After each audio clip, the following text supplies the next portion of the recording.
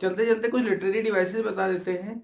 देखो, सबसे पहले जो सिमिली होता है, डेफिनेशन नहीं बताएंगे, बस आपको पहचान बताएंगे। जो सिमिली होता है, तो सिमिली सिमिली से आप सिमिलर से उसको कंपेयर कर सकते हो।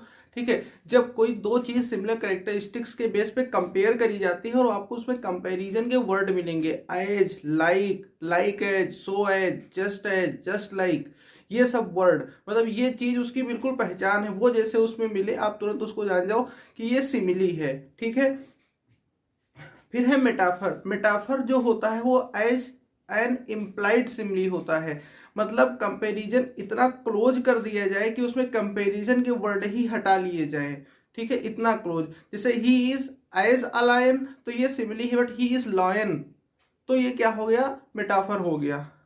समझ, he eats like a pig, ठीक है, और ही इज पिग, तो ये डिफरेंस हो। अब जैसे केस्ड बर्ड, ठीक है, और फ्री बर्ड, ये जो है ये मेटाफर्स है, किसके, व्हाइट अमेरिकन के, ब्लैक अमेरिकन के। ठीक है, फिर एक आता है पर्सोनिफिकेशन। पर्सोनिफिकेशन का मतलब होता है कि नॉन लिविंग ऑब्जेक्ट्स को, ठीक है, शो करना है एज लिविंग ऑब्जेक्ट्स। तो वो कैसे करेंगे कि जैसे मान लो विंड है, बट विंड का हम कुछ ऐसे कैरेक्टरिस्टिक हम उसके रखें जैसे जो ह्यूमन बीइंग के हों। ठीक है, जैसे अब मान लो के पैट्रियट में है, जैसे जिस तरह रूफ के साथ हीव एंड स्वे बोला गया, तो अब हीव एंड स्वे ये सब क्या है, ये सब ह्यूमन कैरेक्टर, ह्यूमन या मतलब लिविंग कैरेक्टरिस्टिक्स है, राइट। तो इस तरीके से चीजें, या मान लो केज्ड बर्ड में ही है तो विंड की बैक थोड़ी ना होती है, विंड की बैक की बात करोगे तो इसका मतलब ये हुआ कि विंड को भी पर्सोनिफाई किया जा रहा है। ठीक है, तो सिमिली हो गया, मेटाफर हो गया, पर्सोनिफिकेशन हो गया। और एलिटरेशन। एलिटरेशन मतलब होता है कि रिपीटेशन ऑफ सेम साउंड। ठीक, जैसे मान लो बताते हैं, यहां से एग्जांपल तुम्हारी बुक से ही देख करके बताते हैं। ठीक है, जैसे मर्टाइल मिक्स्ड, समझ रहे हो, मर्टाइल मिक्स, तो एम एम का साउंड है। ठीक है, तो इस तरीके से आप इसमें और भी एग्जांपल जो है वो देख सकते हो कि कंटिन्यूअस। अच्छा, एक तरीके से कह सकते हो जो आपका एसोनेंस और कंसोनेंस है वो एलिटरेशन का ही एक तरीके से पार्ट है, ऐसा आप कह सकते हो। देखो, एसोनेंस में क्या होता है, एसोनेंस में आपका वॉवेल साउंड का रेपिटेशन है। ठीक है, और कंसोनेंस में क्या होता है, कंसोनेंस में कंसोनेंट साउंड का रेपिटेशन है। बस एलिटरेशन और कंसोनेंस में इतना डिफरेंस है कि एलिटरेशन में वर्ड के स्टार्टिंग में ही साउंड रिपीटेशन है, बट कंसोनेंस में मिडिल में, एंड में, कहीं पर भी आपको वो चीजें देखने को मिल सकती है।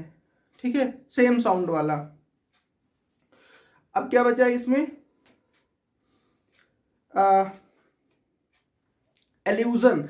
एल्यूजन क्या होता है, जब कहीं किसी का रेफरेंस दिया हो, जैसे द पैट्रियट में इकैरस का रेफरेंस दिया हुआ है, या मान लो जैसे जिस तरीके से मर्चेंटा वेनिस में बार बार ग्रीक मैथोलॉजी के रेफरेंसेस जाते हैं, उसमें मार्स का आता है या इन सब का, तो वो क्या होता है, एल्यूजन होते हैं। ठीक है, फिर बात आता है क्या इसमें,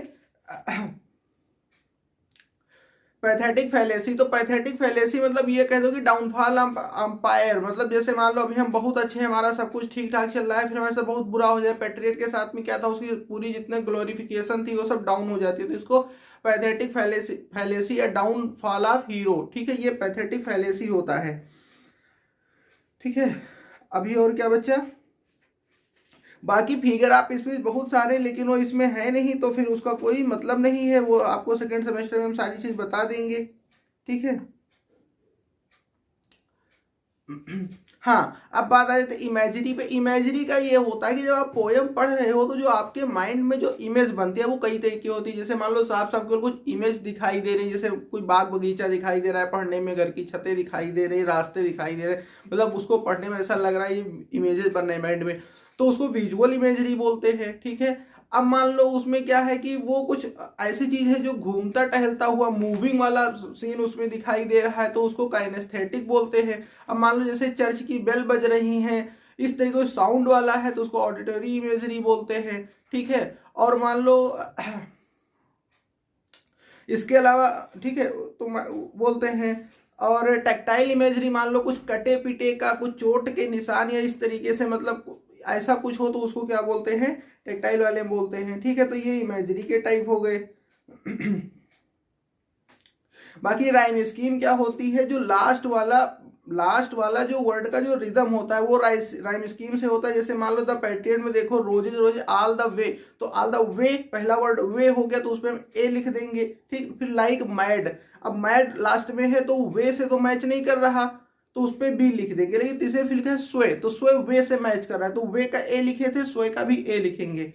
ठीक, अगली लाइन में फिर है हैड, तो मैड का बी था, हैड का भी बी लिखे तो ए बी ऐसे बनाना। और फिर लास्ट में डे लिखा है वो भी वैसे में तो ए हो गया, तो इसे ए बी ए, ये इसकी राइम स्कीम बनी। ठीक है,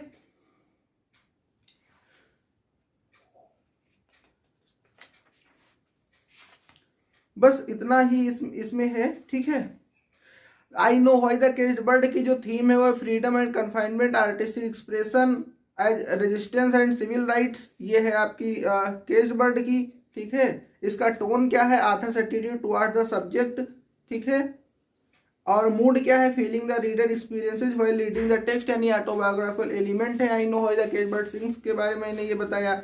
अब द पैट्रियट की बात करोगे तो इसमें rising and fall of Fortune है। ठीक है, और इसकी थीम में आपका ऑप्टिमिस्टिक व्यू इसमें देखने को मिलेगा। ठीक है, और फिकर माइंडेडनेस ऑफ पीपल ये इसमें देखने को मिलेगा। ठीक है, बस इतनी चीजें से आपका हो जाएगा, इससे ज्यादा आपको कुछ नहीं जानना है। ठीक है, बाकी